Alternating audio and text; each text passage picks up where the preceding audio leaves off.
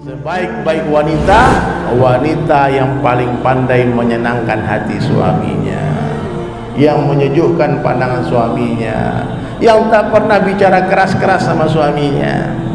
Dan sebaik laki-laki, laki-laki yang paling baik kepada keluarganya, yang paling sayang kepada ahlinya. Pak, kita ini laki-laki bisa baik-baik sama orang lain, Pak, karena kita jaga image.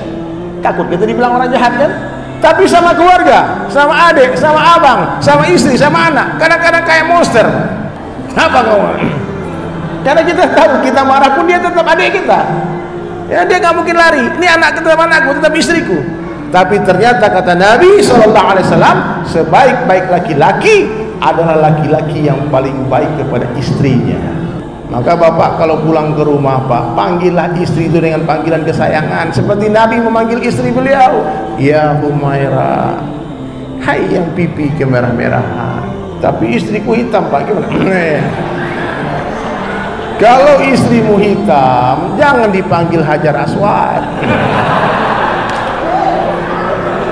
panggil brownies, coklat, itu manggilnya. Betul ya, Pak? Bismillahirrahmanirrahim. Wallahi kata Rasulullah SAW, tidak ada kehidupan kecuali kehidupan akhirat. Tidak ada kehidupan. Hidup itu semua tipu-tipu, di luar itu semua sementara. Ada momen ini, bukan tertinggal, itu tempat bekerja. Sungai bukan tempat tinggal kita, nanti ada tempat yang akan kita tinggalkan. Tak ada hubungannya kebahagiaan dengan popularitas, tak ada hubungannya kebahagiaan dengan pangkat dan jabatan. Tanya Pak Gubernur, teman-teman dia yang pejabat-pejabat di Jakarta yang tak taat kepada Allah, tak bahagia, harus minum obat tidur untuk tidur. Rumahnya besar, kehidupannya sempit. Tapi orang beriman, sempit rumahnya, lapang kehidupannya. Ya, apa yang kita cari di dunia ini sebetulnya, Pak? Hah? Sayyidina Ali mengatakan dunia ini halalnya dihisab, haramnya diazab. Tapi Sayyidina Abu Bakar cerdas, Pak. Dia doa, ya Allah, hilangkanlah dunia dari hatiku, bukan dari tanganku. Woi, mantap banget. Gimana doanya, Pak? Dunia di tangan, di hati jangan. Hilangkanlah dunia dari hatiku, bukan dari tanganku. Hati ini baitullah, Bunda. Jamaah, hati ini rumahnya Allah, singgasananya Allah. Ya. Tidak boleh ada makhluk di dalamnya.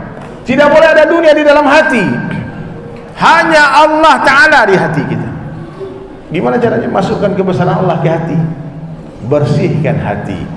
Karena ayam tidak akan mau masuk ke dalam kandang selagi masih ada musang di dalam kandang itu.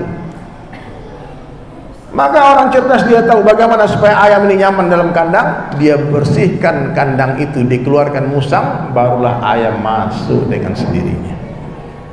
Ya, keluarkan dunia dari hati. Hei, keluarkan suami dari hati, keluarkan istri dari hati, keluarkan anak dari hati, keluarkan pangkat dan jabatan dari hati, keluarkan mobil dari hati. Hati ini kecil tapi mobil masuk ke dalamnya. Mobil yang di brand orang, hati yang sakit. Betul ya? Maka orang beriman, Pak, datangnya dunia tak mengembirakan hatinya, hilangnya dunia tak menyedihkan hatinya. Tak terkesan dengan dunia, itu orang beriman. Karena dia tahu tidak ada apa-apanya dunia. Nah, ini harus dipahami, hadirin Bunda. Kalau itu sudah masuk dalam hati, oh memang benar, hati harus bersih. Di dalam sumur yang ada bangkainya, di dalam sumur ada bangkai tikusnya. Kita telepon air isi ulang 100 tangki. Ini air saya kotor nih, bau busuk. Kita masukkan air bersih, tapi bangkai tak dikeluarkan. Sampai kapanpun itu tetap najis saja. Maka kuras, habis, keluarkan semua kotoran dari dalam sumur. Bangkai-bangkai tadi baru ganti dengan air bersih. Paham, Pak? Nah, makanya kita perlu sekali-sekali meninggalkan dunia kita. Ya, nanti sama Pak Gubernur, sama semua orang tua kita pergilah kemana, ke masjid. belajar mati sebelum mati, belajar meninggalkan dunia sebelum meninggal dunia, melatih istri jadi jando. Nah, karena bapak-bapak ini biasanya laki-laki ini tak panjang umurnya, Pak. Biasanya ada juga yang panjang, tapi rata-rata kita laki-laki ini mati lebih duluan, Pak, karena banyak makan hati. Tak di sini lah ya, kalau di sana. Maka ibu-ibu ya sama suami itu baik-baik biar panjang umur suaminya. Pulang ke rumah itu jangan ditanya dari mana, sama siapa, kemana, itu nggak boleh. Ini hati-hati, Pak. Ini adab-adab di rumah tangga nih. Saya ingatkan karena banyak ibu-ibu yang datang. Bu, sama suami itu jadilah wanita terbaik. Yang kalau kalian bicara menyenangkan hati suami. Kalau suami pergi rindu dia pulang ke rumah ingin menatap wajah istrinya. Jangan sampai di dalam handphone suami ada kuntilanak. Dicek siapa kuntilanak, Bang? Itu orang rumah katanya. Iya, Pak. Dia pulang lebih dahsyat dari Kapolsek ini ya, dari Polres interogasinya. Dari mana, Bang? Mana? Sebaik-baik wanita yang paling pandai menyenangkan hati suaminya, yang menyejukkan pandangan suaminya, yang tak pernah bicara keras-keras sama suaminya. Dan sebaik laki-laki yang paling baik kepada keluarganya, yang paling sayang kepada ahlinya. Pak, kita ini laki-laki bisa baik-baik sama orang lain, Pak, karena kita jaga image. Takut kita dibilang orang jahat kan? Tapi sama keluarga, sama adik, sama abang, sama istri, sama anak, kadang-kadang kayak monster. Apa kamu?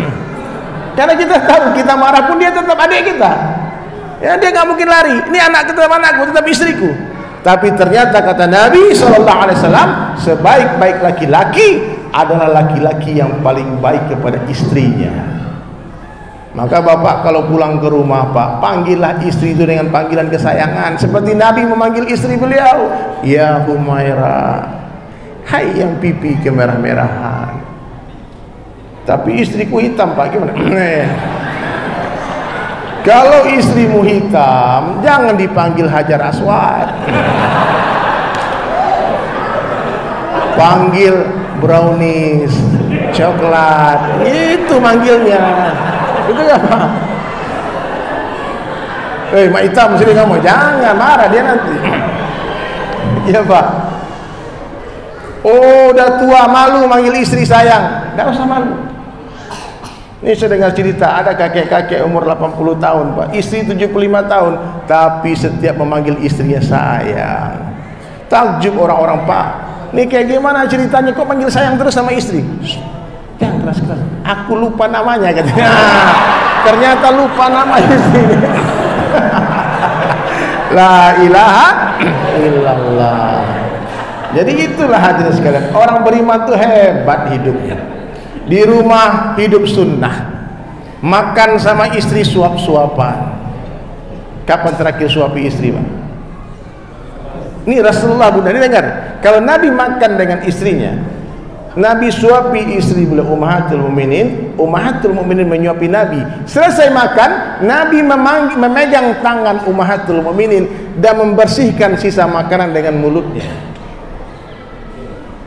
Romantis nggak, Pak? So sweet nggak? So sweet. Begitu. Ini bapak-bapak ini, mohon maaf, ini bukan di sini ya. Kalau di tempat lain ini bapak-bapak ini banyak nakal, Bunda. Wah, banyak nakal. Di sini enggak ada bedanya, Pak.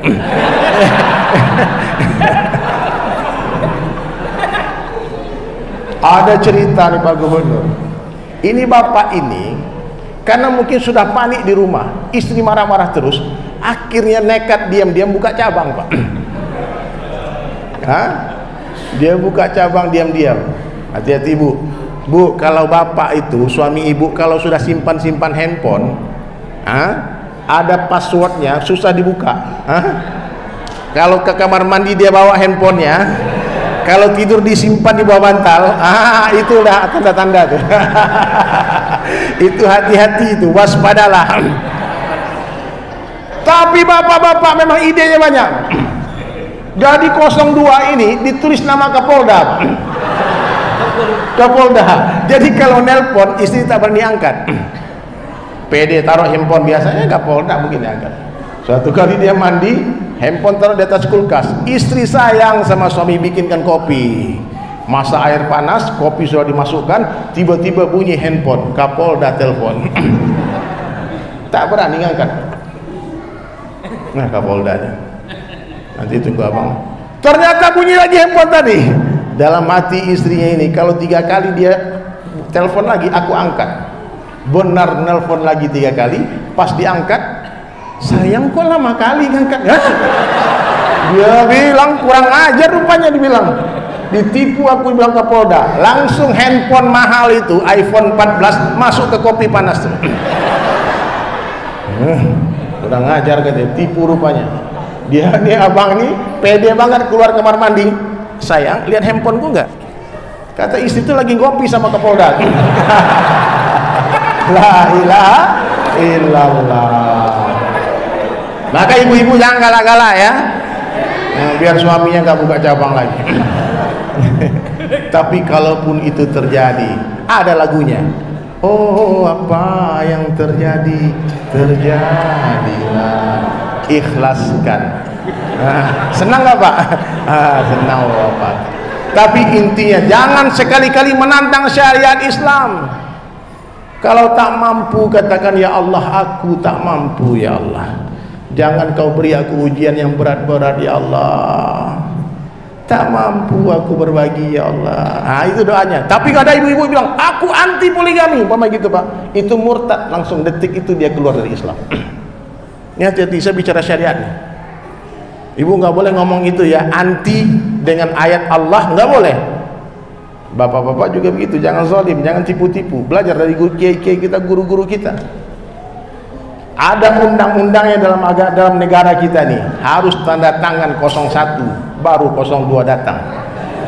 Jangan Kapolda, Kapolres, Kapolsek mainnya.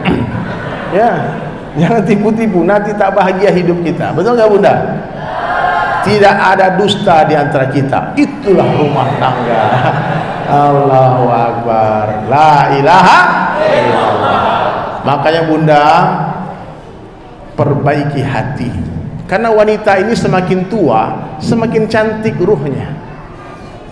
Ruhaniat wanita ini semakin tua makin cantik Pak. Kalau jasadnya, mohon maaf ya, nggak bisa ditoleransi Pak. Ini gravitasi bumi soalnya Pak. Kendor sana, kendor sini, keripur sana, keripur sini, nggak bisa ditahan. Makanya laki-laki yang saleh, dia memandang istrinya bukan jasadnya, dia pandang ruhnya. Karena hakikat cinta itu nanti di surga, bukan di dunia. Hakikat pernikahan di mana? Di surga.